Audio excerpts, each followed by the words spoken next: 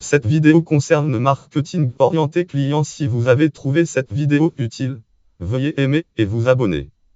Le marketing orienté client est un type de marketing qui se déroule dans les magasins. Même il vise à provoquer une décision d'achat immédiate lorsque le client arrive à proximité du produit concerné. Le consommateur du produit et l'acheteur peuvent être des personnes différentes. Exemple, la mère de famille peut à elle seule acheter 90 des articles quotidiens pour la famille, tandis que la consommation va se répartir entre 4 membres différents de la famille. Et le marketing orienté client implique que les fournisseurs de marchandises concentrent les investissements marketing sur le magasin au lieu d'investir dans les médias traditionnels. L'autre critère important pour sa mise en place est une compréhension plus précise des clients et des comportements d'achat rendus possibles par les systèmes d'information les plus développés du magasin ex-données sur les achats basés sur la carte client. Les investissements des fournisseurs de marchandises dans le marketing orienté client augmentent de 21 ans. Emploi Ogma Publication Doc 2007 Supermarketing Gma Deloitte Consulting 2007 Sopep Marketing Study Resul et Procter Gamble par exemple. Il a investi d'après ces informations comptables au moins 500 millions par an. Emploi Mathias Monamboarcom Document Article Advertising Page 23 of Sopep Marketing Advertising Page Octobre 1 2007 Store 3 of Sopep Marketing. Les résultats des recherches suivantes ont dirigé les investissements des marchés des consommateurs vers le marketing orienté client. 70 du choix des marques se fait dans le magasin. 68 des décisions d'achat ne sont pas planifiées. Emploi Media Buyer Planecom 2006 829 Nielsen Store Aswell 68 Nielsen Media Research 5 des clients restent fidèles à une seule marque dans un groupe de produits donnés. Emploi Ogilvy Action Page Supermarketing Gas Popé Consumer Buying Abyss Study Catégorie. Le point de départ du marketing orienté client est toujours l'acheteur, à savoir l'individu qui fait des achats. Pourquoi cette mesure correspond à un stimulus de type marketing pouvant toucher l'acheteur dans le magasin, qui soit basé sur la compréhension de son comportement d'achat. Le marketing orienté client peut être divisé en 4 marketing mixtes traditionnels: le produit, le prix, l'accessibilité, place et la communication marketing promotion.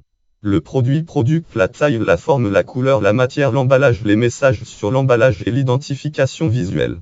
Le prix, remise de prix, offre par la communication de prix et coupons, accessibilité, place, concept du magasin, éclairage, gondole, place sur étagère et emplacement spécifique, communication marketing, promotion, emballage promotionnel, promotion magasin, communication promotionnelle, présentation spécifique, magasin, affiche au sol et publicité sur chariot et panier. Informations concernant le comportement d'achat. On obtient des informations sur le comportement des acheteurs à partir de 3 méthodes de collecte d'informations différentes: les observations, les entretiens et le système de caisse. L'observation faite dans les magasins renseigne sur le comportement des acheteurs lorsqu'ils achètent un produit.